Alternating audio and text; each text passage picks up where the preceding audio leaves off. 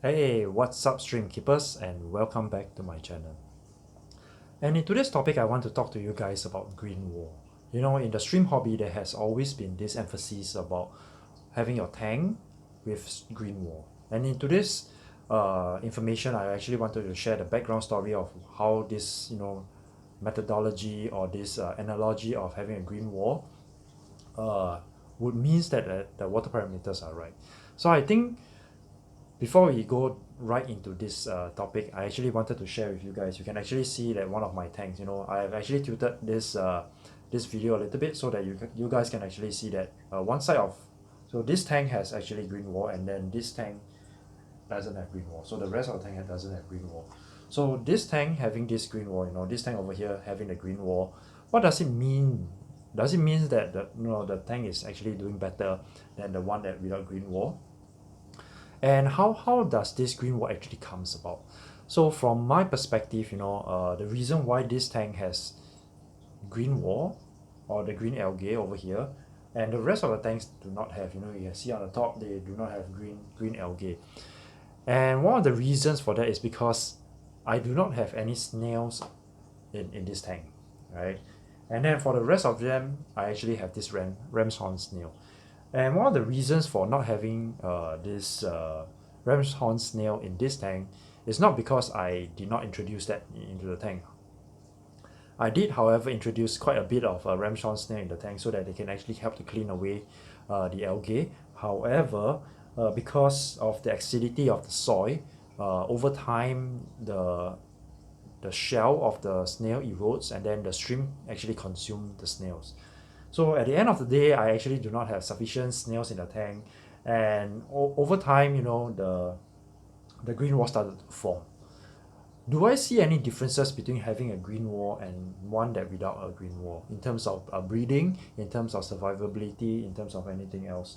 So the long and short of it is that there is not much of a difference, and one of the reasons that I'm saying this is because while green wall is often termed like you have to have a green wall. If you don't have a green wall, your streams are not going to survive well. It means that you are not cycling it well. Your tank is not ready.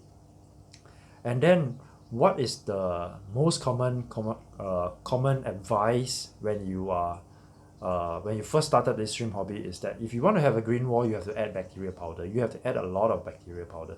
So when you start to add more and more, the green wall start to form, and then it is now termed as your water is right. However, what it actually means is that when you start adding more and more of this powder in, it also means that the beneficial bacteria is actually converting a lot of this powder into ammonia, from ammonia converting it into the nitrate. And from that perspective, your tank actually start to have a lot of this green wall. It means that the nitrate level is actually relatively high. And this algae actually consume all this nitrate and then start to grow them on the wall. So it doesn't mean that those tanks that do not have green wall has low nitrate. It does not mean that as well. One of the reasons is because there are snails in there. So when there are snails in there, the green wall doesn't form.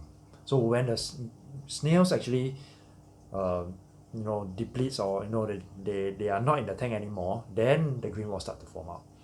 So there is actually not much of a correlationship between having green wall and successful breeding or successful keeping of the streams.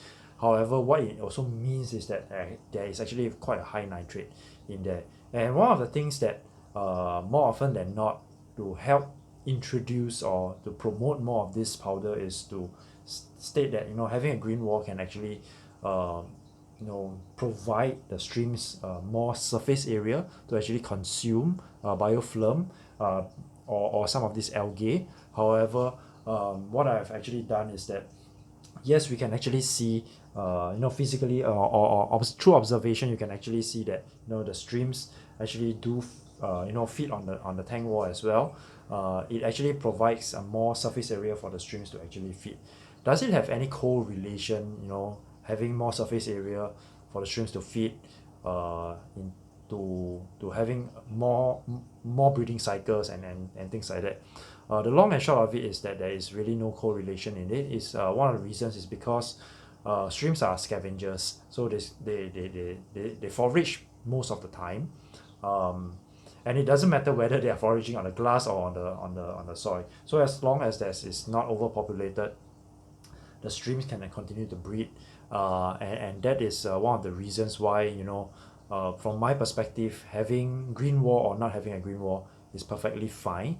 um, and and I understand that there is a lot of breeders out there that um, that live, that swears by having a green wall. If there's no green wall, they are not comfortable, they think that the tank is not right and things like that. So I think it is a very different perspective in that sense, because I have both the green wall and I also have no green wall tank. Most of my tanks do not have green wall because I have ramshorn snails in there.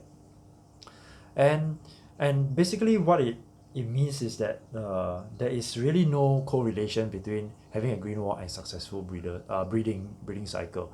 And this is one of the topics that I actually wanted to share with you guys, because when I first started this hobby as well, the common advice that I was being given is that, oh, where's your green wall? You do not have green wall. It means that your tank is not stable, your tank is not ready, and your tank cannot put any streams. So it got me thinking, what actually contributes to green wall, what contributes to all this this this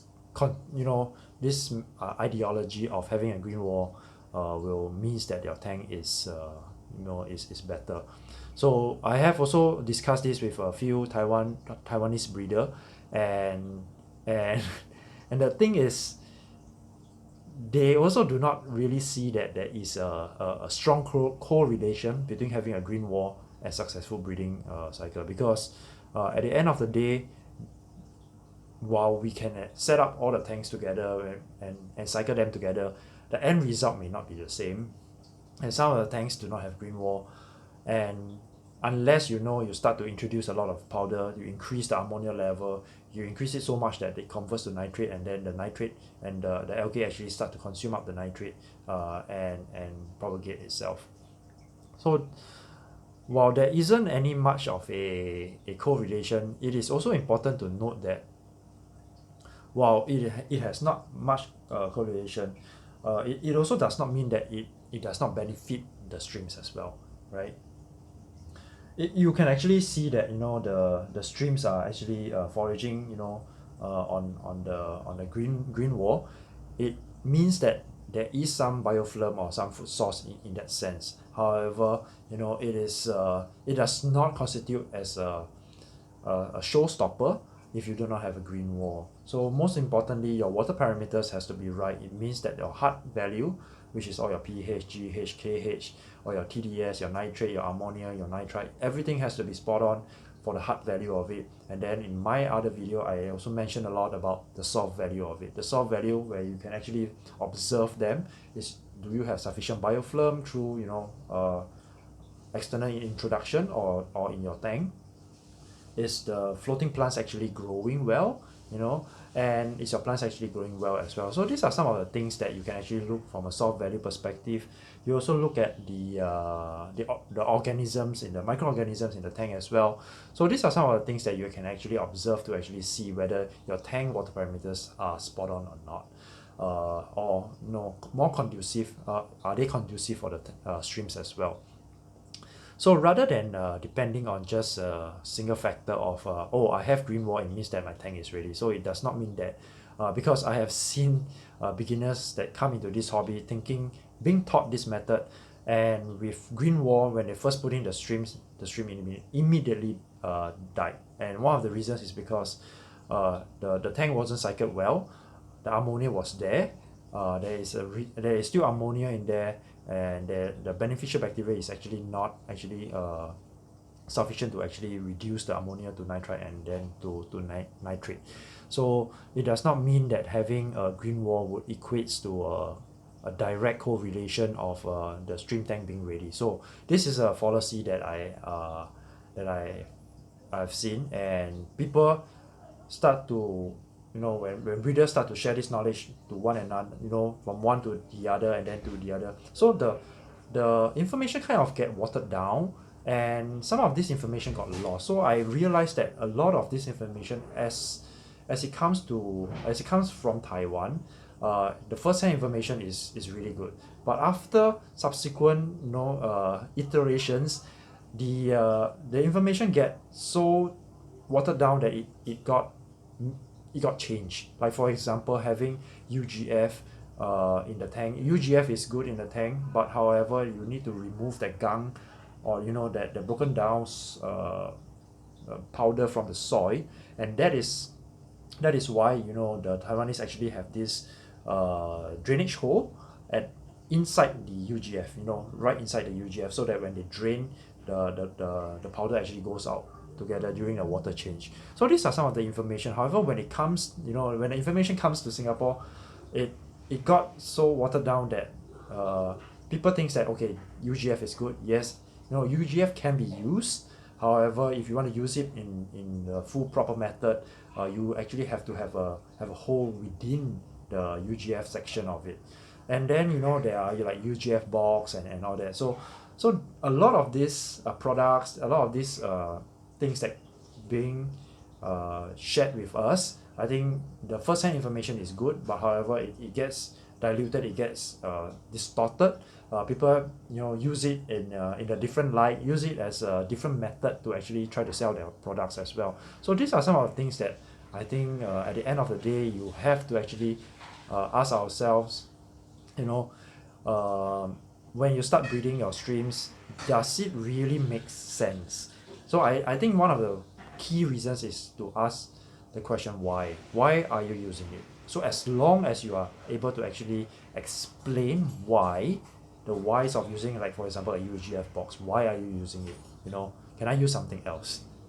If you can actually successfully be able to answer, like to find the correct answer to why you are using a certain product or a certain thing, then definitely it will actually help you in your stream breeding journey, because there is no one best way of stream breeding. There is a better way of doing it. However, people have to go through that cycle of trying it, and then understanding and learning. So I think during the learning phase, do not be disheartened if, let's say, you tried something and then it doesn't work. Like for example, if you try a UGF box and then it doesn't work out, don't be disheartened, right? Because there are so many other methods that you can actually try as well. Find something that actually suits you, suits your time.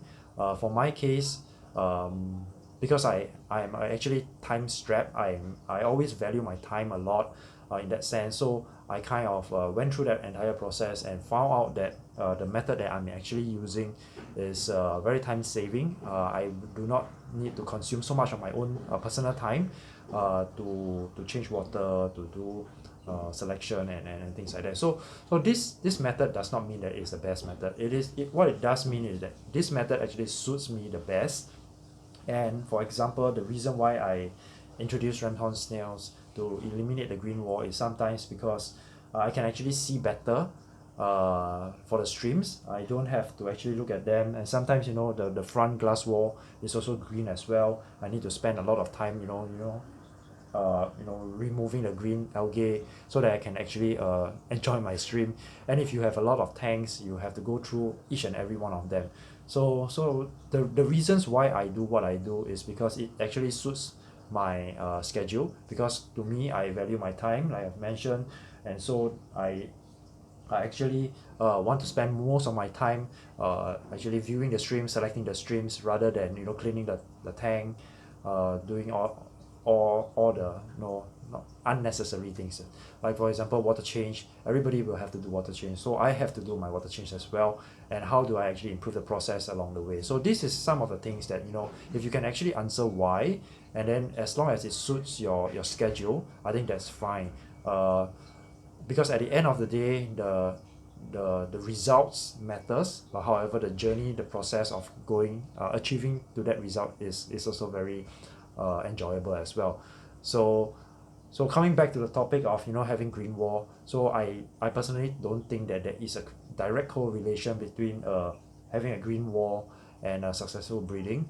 it also does not mean that not having a green wall does not mean that you will not be successful as well. So I have bred black fancy tiger, boas, I have bred high grade streams, low grade streams, any kind of streams with and without green wall. It works for each of these individuals, different tanks, and I really do not really see a much correlationship between the both of it, and I think you don't have to be hard pressed if, for example, somebody tells you that your tank has no green wall, your streams are not, you should not put your streams in, and I don't think that should be the case. I think what is most important over here is that the water parameters are right. So as long as you can get your water parameters right, your hard values plus your soft value, I think that will be the most critical. With or without green wall, it's up to individual preference. If you have green wall and you don't like it, you can introduce Ramson snail. It will clean your glass very well. It will make it very clean, and then you can actually spend a lot more time enjoying your streams as well. You don't have to spend time cleaning them as well. So these are some of the things that the reasons why I do what I do.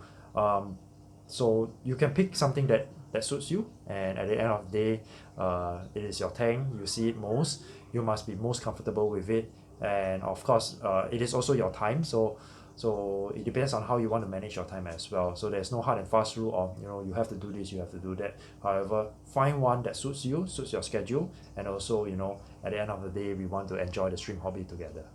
So thank you very much for watching. For those who have not subscribed to my channel, please remember to subscribe and give a thumbs up. And for those who are interested to see more of these videos, these information sharing videos, please let me know in the comment section below, and I will spend time to actually build up some of these videos for you guys. So until next time, peace out.